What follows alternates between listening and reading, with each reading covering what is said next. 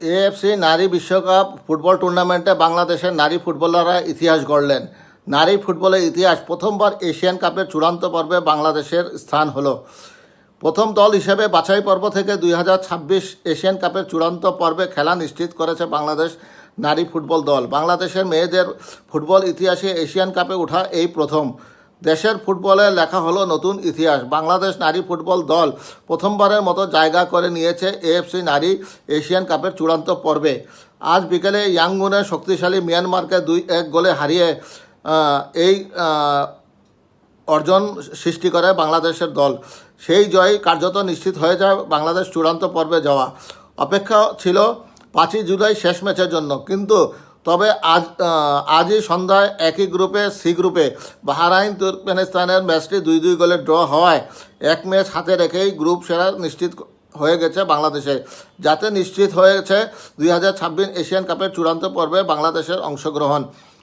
মিয়ানমারে অনুষ্ঠানরত 2026 এএফসি নারী এশিয়ান কাপের বাছাই পর্বে এখন চূড়ান্ত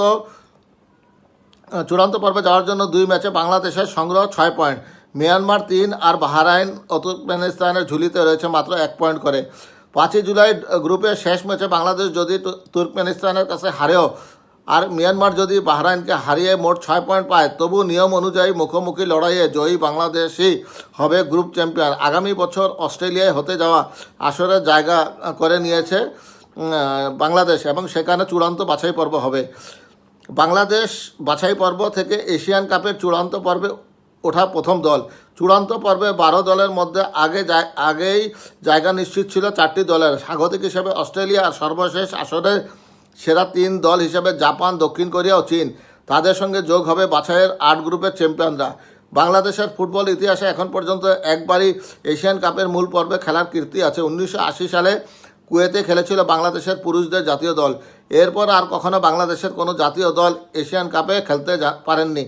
বর্তমানে ছেলেরা 2027 এশিয়ান কাপের বাছাই পর্ব খেলছে। প্রথম 2 ম্যাচে মাত্র 1 পয়েন্ট নিয়ে জামাল ভুঁইয়াদের চূড়ান্ত পর্বে ওঠার পথ এই মুহূর্তে কঠিন। এমন সময় মেয়েদের জাতীয় দল দেখিয়ে দিল স্বপ্ন শুধুই দেখা নয়, ছুঁয়ে ফেলাও।